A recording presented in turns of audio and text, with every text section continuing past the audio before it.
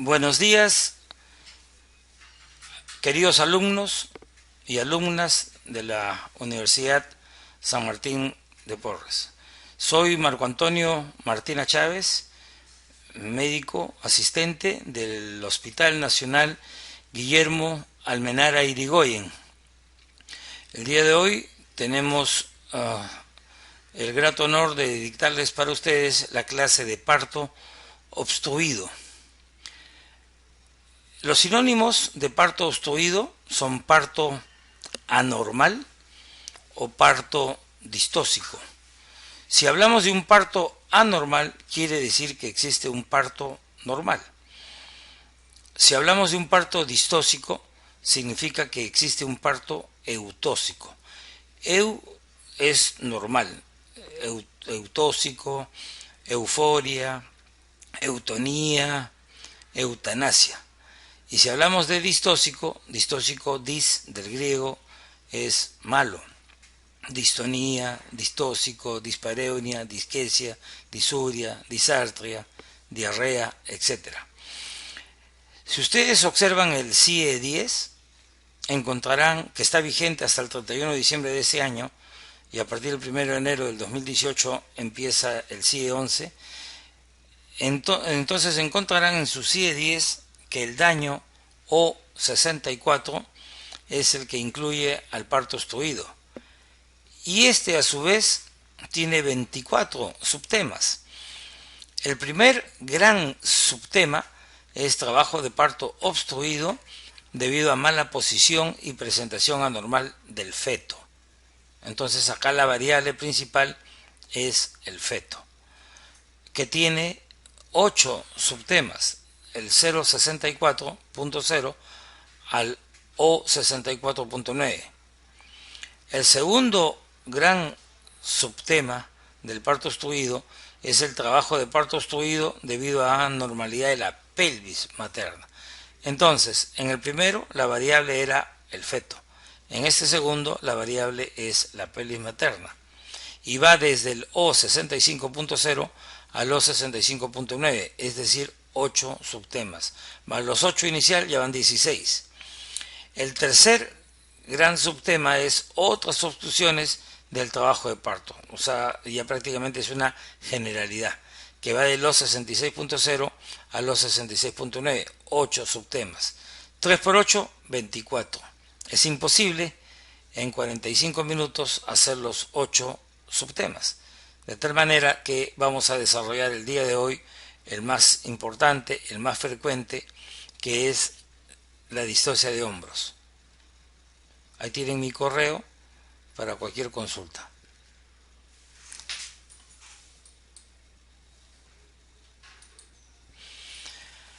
Si ustedes buscan la literatura, van a encontrar un montón de referencias.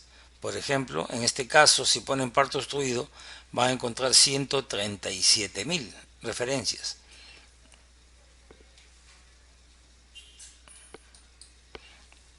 Y ahí tienen su CIE 10, donde el E64 indica lo que les he dicho, el O65 y el O66. Ustedes con el cursor pueden darse cuenta de los daños que les mencioné. El CIE 10, CIE significa Código Internacional de Enfermedades. Tienen el O64.0, O64.1, etcétera, etcétera, etcétera. Y en cada uno de ustedes, ahí pueden observar, ¿no? Cada uno. Bueno, pues de estos 24 vamos a hacer solamente uno. Tenemos que priorizar. Priorizar.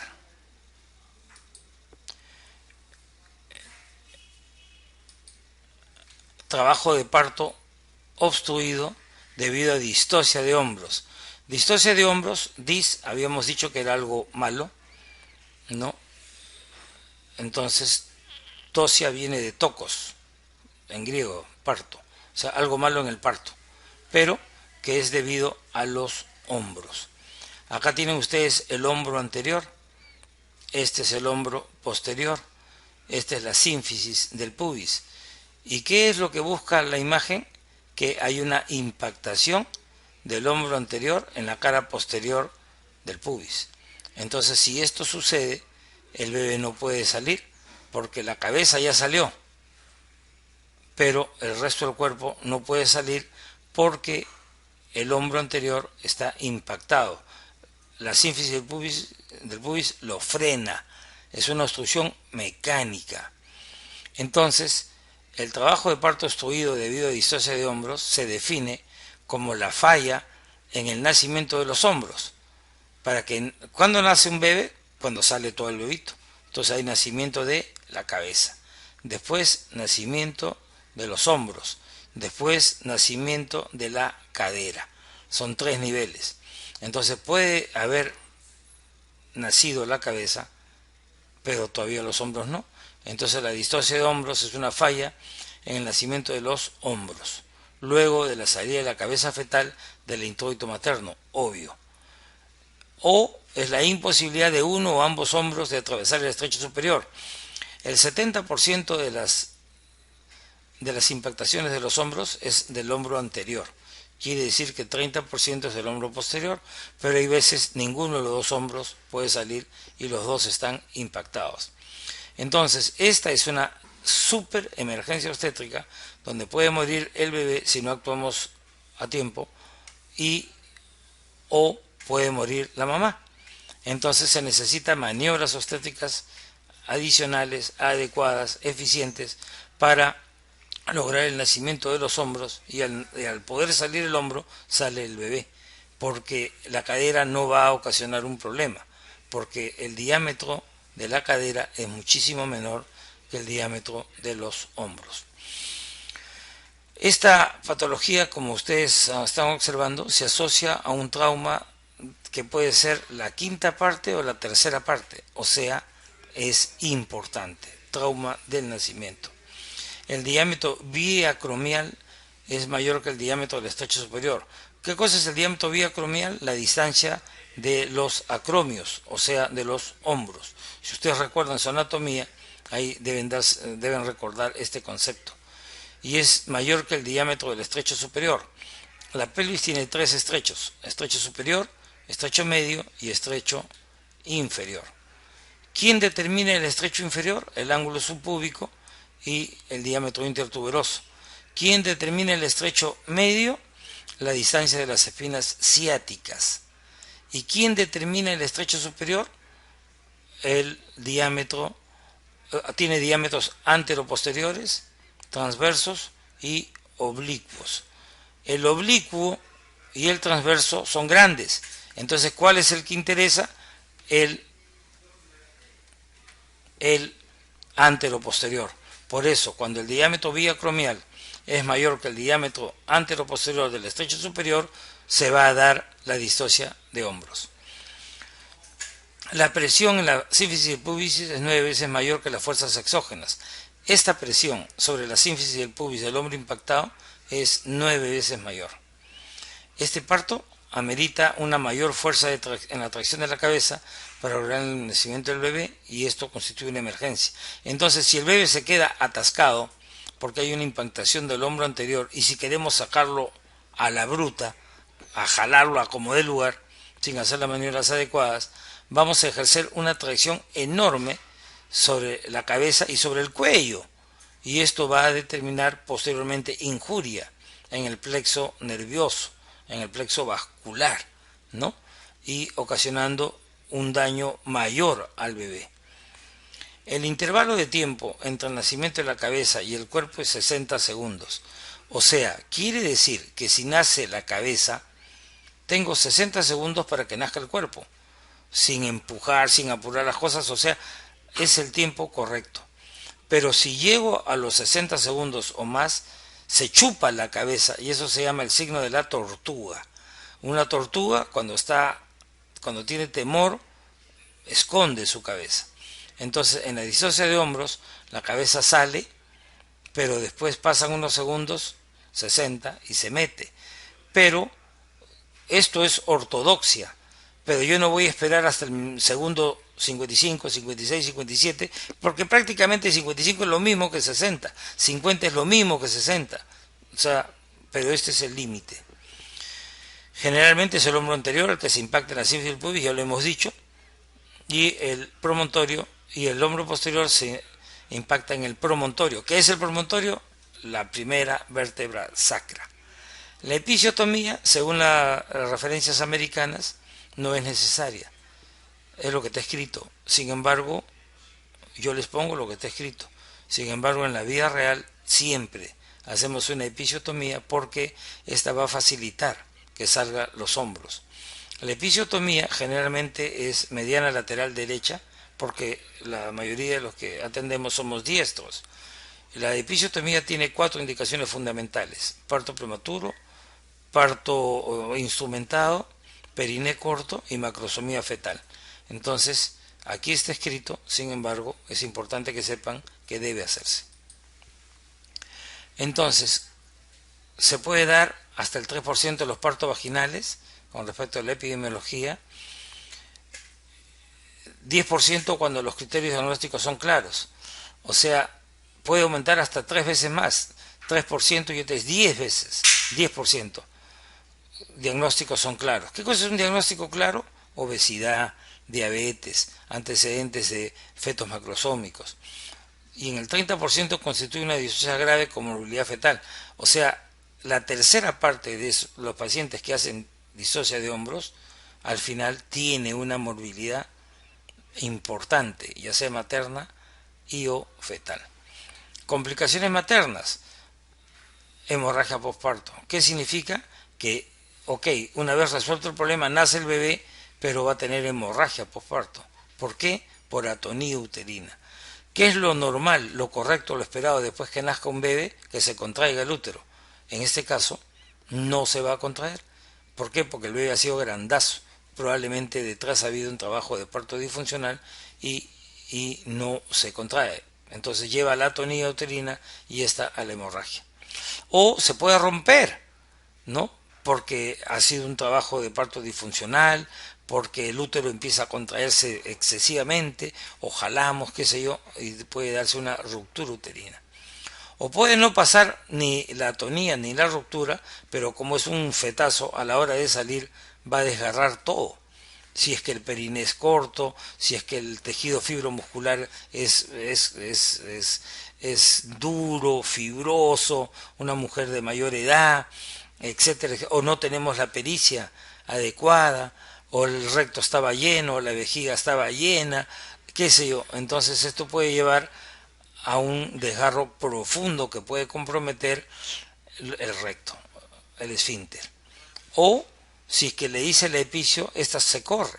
Entonces vemos que tenemos complicaciones como la hemorragia, la ruptura, los desgarros o dehiscencia de la herida, ¿no? O formación de fístulas, obviamente como consecuencia de los desgarros. Dispareunia, ¿no? Dolor en las relaciones sexuales posteriormente por todo lo que está pasando acá.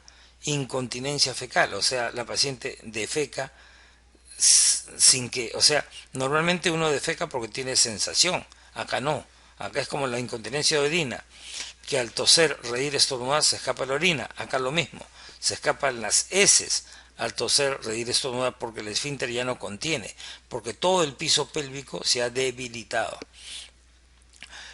Llueve sobre mojado, no solamente hay complicaciones maternas, sino complicaciones neonatales, como por ejemplo hipoxia, ¿no? O sea, poco oxígeno al bebé, que se va a traducir en hipoxemia, y esto va a llevar a acidosis, acumulación de ácido láctico, sufrimiento fetal, asfixia. Fractura de la clavícula o del húmero, y vemos que el bebé nace, llora, mueve un brazo, pero el otro no lo mueve, y entonces eso se llama daño en el bebé, ¿no? La parálisis de Ehrlich o de Duchenne, ya lo vamos a ver más adelante. O encefalopatía hipóxica isquémica con daño neurológico. Claro, pues, si ha habido hipoxia en el bebé y si esta es prolongada porque no usamos las maneras adecuadas, no hacemos el diagnóstico oportuno, no le ponemos oxígeno a la mamá, obviamente se va a traducir en un daño cerebral. ¿Y cuál es la máxima expresión de un daño cerebral? La muerte fetal. Lesión del plexo braquial, que ya lo habíamos mencionado, donde la buena noticia es que el 90% se resuelven sin discapacidad, pero en 3-4 meses, toma su tiempo. Sin embargo, 10% persiste en discapacidad y obviamente estos son los que se someten a juicios, a denuncias.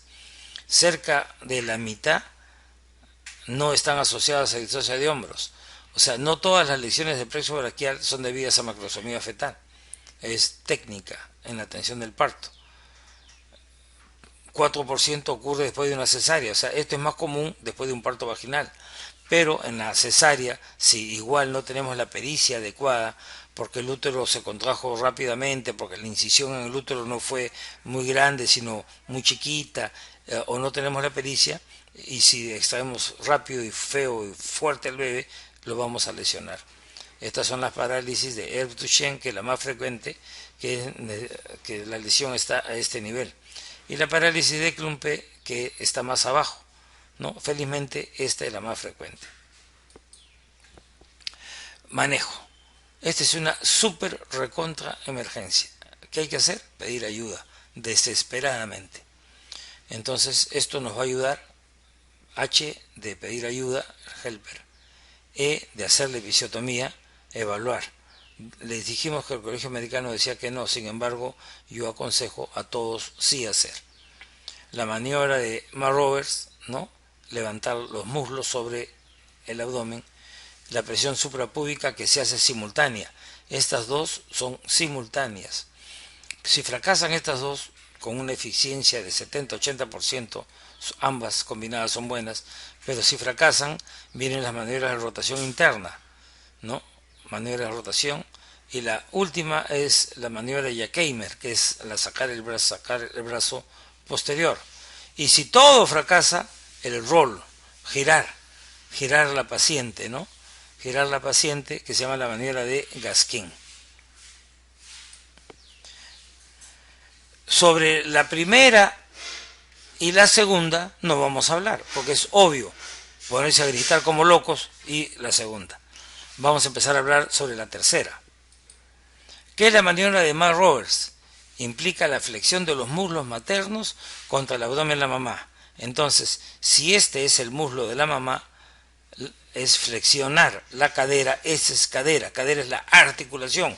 Todo esto es la pelvis, que está unida por los dos huesos ilíacos, el sacro y el pubis, la unión. Entonces, flexionar. Acá vemos que esta maniobra la mamá la puede hacer solita. Entonces, esto es la maniobra de Marrovers. Flexionar los muslos contra el abdomen de la madre. Es la primera maniobra. Uso profiláctico en un intento de disminuir el riesgo de distocia de hombros o para cortar la segunda etapa del parto. Su uso no... O sea, ¿qué cosa significa uso profiláctico? Empezar a acostumbrarse a hacer esta maniobra en cualquier parto. No esperar que sea una distocia. Para familiarizarse. Familiarizarse, nada más. Para que cuando llegue el momento sepan cómo se hace. Su uso no acorta el intervalo de administración de la cabeza al cuerpo. ¿Por qué? Porque esto está diseñado para que salga la cabeza de un feto macrosómico. Si es un bebé normal que jamás haría macrosomía, no por el hecho que le hacen el Marrowe van a ser más rápido. Pero ¿cuál es la idea de esto? Familiarizarse, saber que existen. Entonces, esto se conoce como las maniobras de primer nivel, ¿no? Este investigador dice que su uso se asocia a alto grado de éxito. Este otro, Gonick, ha informado que esta posición reduce la fuerza de extracción del hombro. En los pacientes que son obesos, pueden no ser capaces de colocarse en posición efectiva. Claro, pues, si es obesa, tiene una tremenda barriga acá, pues, por más que se flexione el muslo, no tiene sitio pues, por el abdomen, es sentido común. Entonces, acá tienen ustedes una paciente en la cual acá solita ha hecho la maniobra y acá en la cual dos ayudantes, independiente del que está aquí atendiendo al bebé, están flexionando el muslo sobre el abdomen. Y acá tienen lo más importante. Esto es lo más importante. ¿Qué es esto? La simulación. ¿Con qué? Con una maqueta. Así deben todos ensayar, practicar, para que cuando llegue el momento de la verdad sepa lo que tienen que hacer. Flexionar el muslo. Maniobra de Marrovers. Acá tienen la paciente solita haciéndose la maniobra, o acá tienen el personal técnico la enfermera, la obstetriz, el médico, el residente, el interno, el externo, ¿no? El alumno, donde hace la maniobra de Mark Roberts, con la mano derecha empuja el talón derecho en esa dirección donde está la flecha, y con la otra mano la presión suprapúbica. Aquí es diferente al anterior. Vamos a regresar al anterior. Acá está. ¿Ven? No interesa de qué color son los pelos del gato, sino que caza ratones. O sea, hay varias formas de hacerlo. Acá están viendo una forma. Acá están viendo otra forma. Pero al final es lo mismo, pues. Es lo mismo. Y este es primer nivel. La paciente está echada y en abducción e hiperflexionadas con 45 grados. Entonces, ¿qué sucede cuando se hace esta maniobra? El pubis que está aquí se eleva. Vean, ahora está acá. Pero no solamente se eleva, sino se desplaza. Se eleva 9 milímetros y se desplaza 28. Acá está este agujero obturatriz y el pubis está acá. Ahora el pubis está encima del agujero. Entonces, hacer la maniobra aumenta los diámetros de la pelvis, de tal manera que al subir el pubis y desplazarse hacia el cuello, hacia la cabeza de la mamá, entonces se gana los diámetros, ¿no? Acá nuevamente está la señora echada. Antes de la maniobra de Mark Roberts y después de la maniobra de Mark Roberts es clarísimo el mensaje. Aquí está, 9 milímetros hacia arriba y 28, más claro ni el agua, ¿no? Por eso es que en el parto vertical la paciente, al estar en cuclillas o en actitud de defecación, hace una maniobra de Mark Roberts sin querer. Primer nivel, presión suprapúbica, talón. Ahí tienen, más claro ni el agua. Muy bien. Terminó la presión, el maniobra de Mark Roberts. Ahora la presión suprapúbica. Como su nombre lo indica, hay que presionar sobre el pubis. Regresemos. Esto es sobre el pubis. No el pubis, sino encima del pubis. ¿Por qué? Porque acá está el hombro, pues, impactado, que es el problema. Entonces, ¿para qué se hace esto? Para desencajar ese hombro anterior y facilite la extracción del bebé. Muy bien. Se usa como la primera maniobra, primer nivel, combinada. Combinada, sola o combinada. Vamos, conjunción. Con la mano, presión con la mano del operador, ya está. Esta fuerza posterior o fuerza direccional lateral permite la abducción ulterior de la parte anterior. Claro, pues, si estamos machucando, entonces vamos a desencajar. Ahora, la machucada puede ser perpendicular o puede ser de costado. O lo machuco así, hacia abajo, o a un costado. ¿Por qué? Porque lo que tengo que hacer es desencajar, pues. Eso es lo que tengo que hacer. Muy bien. La presión del fondo uterino se debe evitar por completo, ya que puede empeorar la obstrucción. Regresemos. Acá está el fondo. Entonces, acá yo no puedo machucar. ¿Por qué? Porque puede reventarse el útero, ¿no? Es la maniobra de Christeller, ¿no? Entonces, no se debe evitar, no hacer presión en el fondo uterino. Y no todas, la tasa de éxito es 70-75%, entonces no todas se alivian. De tal manera que si fracasan, vienen las maniobras de giro, segundo nivel, giro.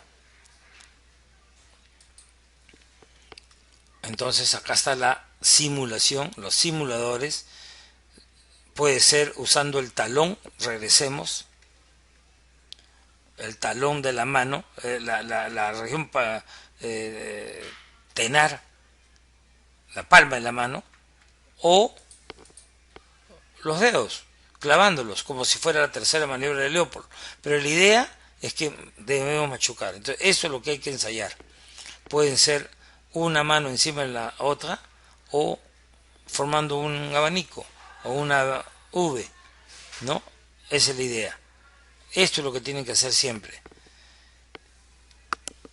O con el talón, con la región tenar, con una mano o con dos. Regresemos. acá hay una mano, acá hay dos, pues. No importa, cualquier forma con tal de desencajar este hombro anterior. No machucar el pubis. Aquí es la fuerza. Ahí está, clarito, ¿ya? Clarito.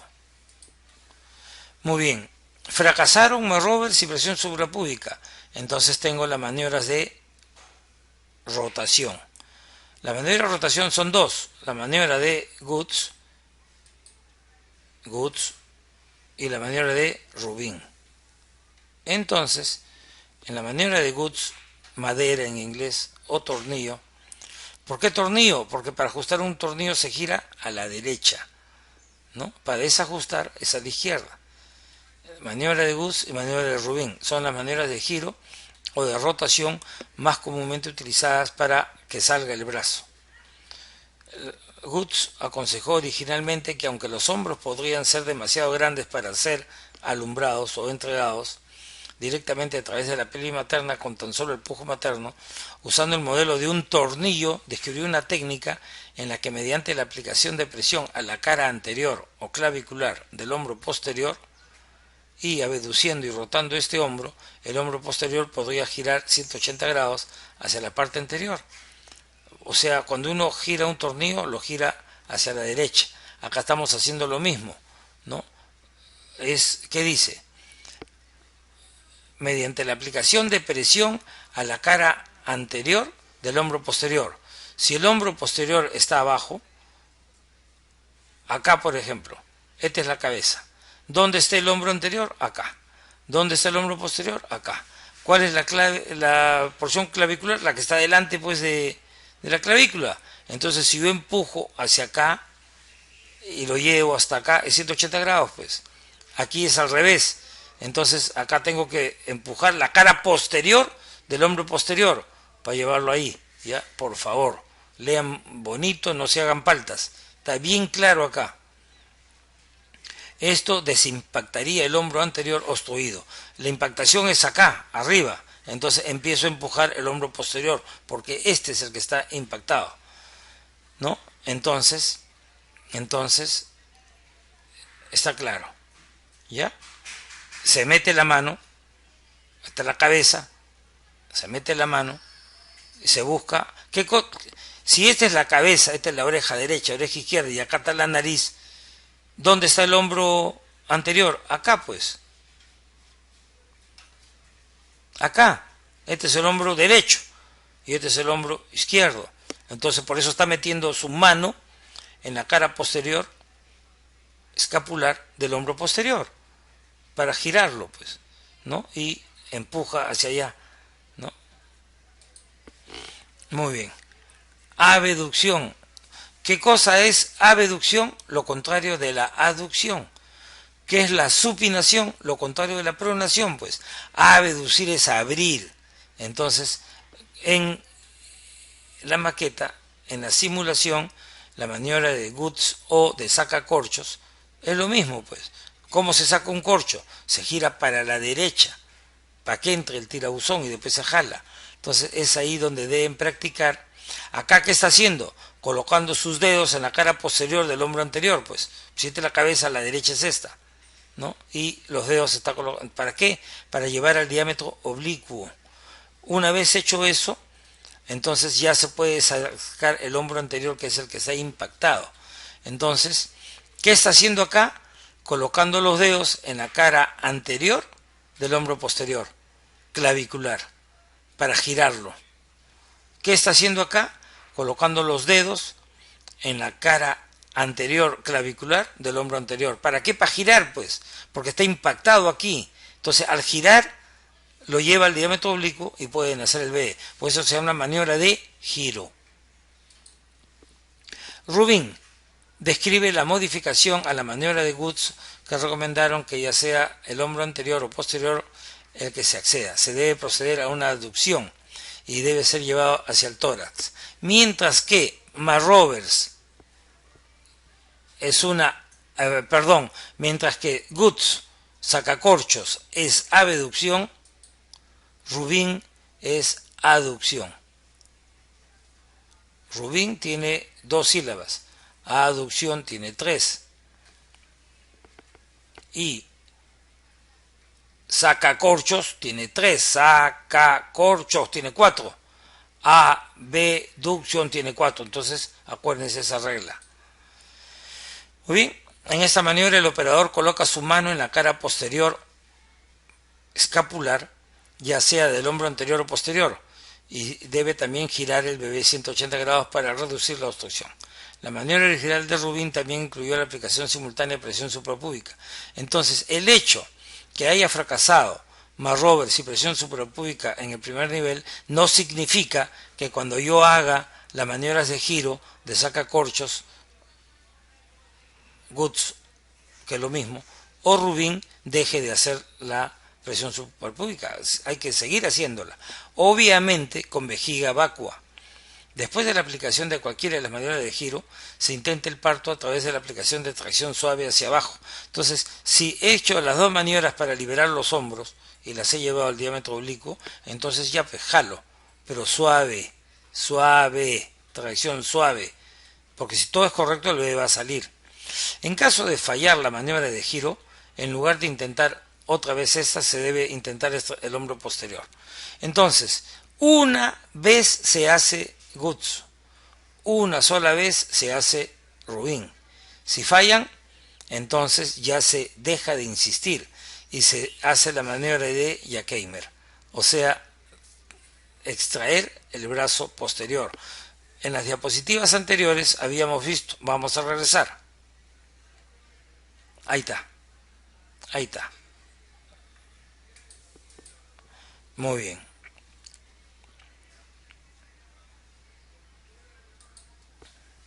Acá tienen Rubin para que practiquen en los simuladores, ¿no?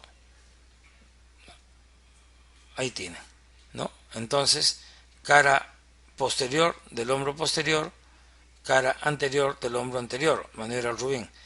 Es prácticamente, se parecen muchísimo, porque son de giro, nada más. ¿Giro para qué? Para llevarlo al hombro anterior. Muy bien. Primer nivel, Marrovers, presión suprapúbica. Después, ¿qué hacemos? Giro, Goods o sacacorchos y Rubin, una sola vez cada una. Fracasa, pasamos al brazo posterior. Entonces, si este es el bebé, está longitudinal cefálico derecho, ¿no? Porque la columna está para allá. Entonces, ¿qué hacemos? Metemos la mano en el brazo posterior y buscamos la mano. Primero identificamos el hombro y bajamos el codo. Entonces buscamos la mano. ¿Para qué? Para jalar, hacer una S. De esta manera disminuye el diámetro vía acromial. Entonces palpamos el hombro posterior porque está impactado está clarísimo. Ahí te pudis, vean cómo está impactado. Entonces metemos los dedos, identificamos el hombro, seguimos. Esto es a ciegas, es tacto, puro tacto. Y después del hombro, ¿qué cosa hay? El codo, pues. El codo. Entonces yo con los dedos puedo intentar jalar apoyándome en el codo para que salga la manito. Y una vez que salga, puedo buscar la mano y si la encuentro perfecto, lo jalo. O puedo no encontrarlo, pues. Pero obviamente después del hombro está el codo, pues. Entonces si yo avanzo y tengo el codo, jalo hacia mí. Y de esa manera va a hacer que la mano se acerque. Entonces, una vez que veo la mano, jalo la mano. Entonces el diámetro biacromial disminuye enormemente. Se hace la presión suprapúbica y nace el bebito. Entonces, Jacquemer, maniobra de Jacquemer o brazo posterior. Segundo nivel. Cuando fracasa Marrovers, presión suprapúbica, maniobras de giro, ¿no? Goods, sacacorchos o Rubin, entonces tengo la maniobra de segundo nivel que es Jacquemer. Y si fracasa esta, tengo la maniobra de Gaskin o cuatro patas. La paciente estaba en decúbito dorsal, ¿no? Acuérdense la manera de Marrovers, cuando la paciente solita podía levantarse los muslos, y acá tiene que ponerse cuatro patas, así se llama la maniobra. Entonces, obviamente la mesa de parto tiene que ser ancha. Obviamente tiene que haber gente a la derecha y a la izquierda para que a la hora que gire el paciente no se caiga, ¿no? Entonces hay que estar atentos a eso. No es cuestión de decirle gire, como si va a ser muy fácil girar. Entonces gira y de esa manera da a luz, que es la última maniobra que se hace. Cuando fracasaron los dos niveles, primer y segundo, pasamos al tercer nivel. ¿Qué es el tercer nivel? Cortar la sínfisis del pubis, obviamente en sala de operaciones, con anestesia. Si esto fracasa, esta es una maniobra. La otra es Sabanelli, que es restituir la cabeza que está afuera adentro para llevar y hacerle una cesárea. Pero esto que parece fácil no lo es, pues, porque aquí hay que hacer todos los movimientos contrarios a los que fisiológicamente se hicieron, ¿no? Y si no se puede sacar, más difícil va a ser meter, pues. ¿Por qué? Porque una vez que salió la cabeza, el cuello se achica, pues, se achica. Entonces no es fácil, por favor. Entonces, otro tercer nivel es la cesárea. Histerotomía significa cortar el útero o fracturar la clavícula, porque como el problema lo está ocasionando el diámetro biacromial, si yo rompo la clavícula se va a achicar el diámetro y va a permitir el parto. No hay problema porque esto puede soldar. Sería una maniobra heroica, ¿no? Y de las cuatro, ¿cuál sería la que pudiera hacerse? Esta, porque es la menos cruenta, pues, la menos cruenta, si saben hacerla, ¿no? Tienen que identificar la clavícula y presionar al medio para romperla. No crean que tampoco es fácil.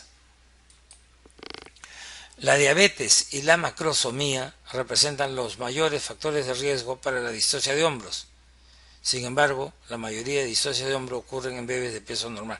Esto es la desgracia. La obstetricia es una de las especialidades, o a mi juicio, la más complicada de todas. ¿Por qué?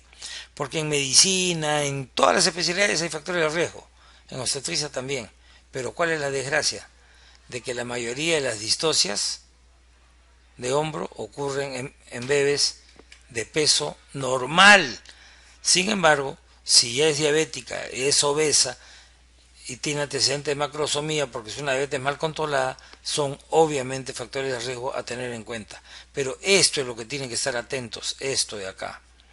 La obesidad, antecedentes de macrosomía, distocia, riesgos adicionales. Yo he sobremojado, diabética.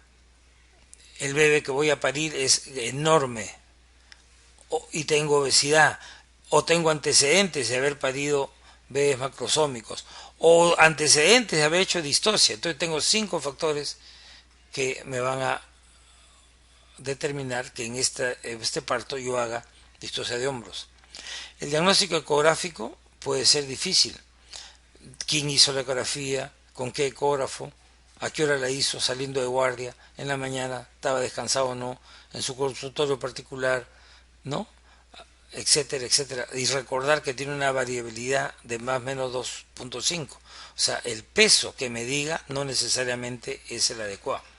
El mejor peso es el que ustedes calculen con una buena maniobra de Leopold, con vejiga vacua, ¿no? Etcétera, etcétera. No existen patrones laborales que predicen lesión del plexo braquial. Una segunda fase precipitada fue el patrón más comúnmente asociado. Entonces, si yo hago trabajo de parto disfuncional, fase activa retardada, fase activa estacionada, me puede ayudar para el diagnóstico.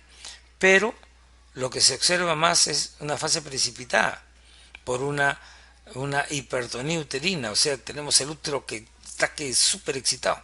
5 contracciones en 10 minutos, ¿no?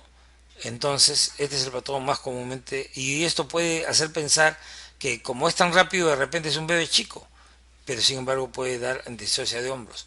Y puede ser un bebé chico porque recuerden lo que decíamos acá, peso normal. El uso de entrenamiento, el training, es lo mejor, mejora.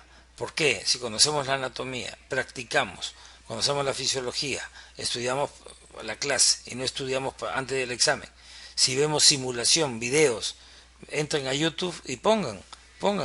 Entonces, si ven todo eso, a la hora que llegue el momento van a estar preparados. Los estudios retrospectivos demuestran que el entrenamiento de simulación mejora el enfoque de equipo. Acuérdense que habíamos dicho que hay que pedir ayuda, gritar como locos. Pero ¿quién tiene que ayudarte? Alguien que sepa tanto como tú, pues, o más que tú. Esa es la idea. Factores de riesgo maternos: obesidad, multiparidad, añosa, diabetes, embarazo prolongado, sexo masculino, ¿no? O antecedentes de un bebé grande antes, ganancia excesiva de peso. Lo correcto es hasta 12.6, de repente 14 kilos, de repente 15 kilos, pero más allá jamás. Que seas latina, africana, afroamericana, que el bebé, el peso al nacer sea obesa, ¿no?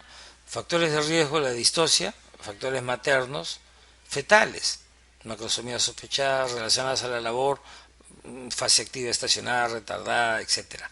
Factores antes del parto o del intraparto. Antes del parto, diabetes, macrosomía, obesidad, multiparidad, todo ya los hemos dicho.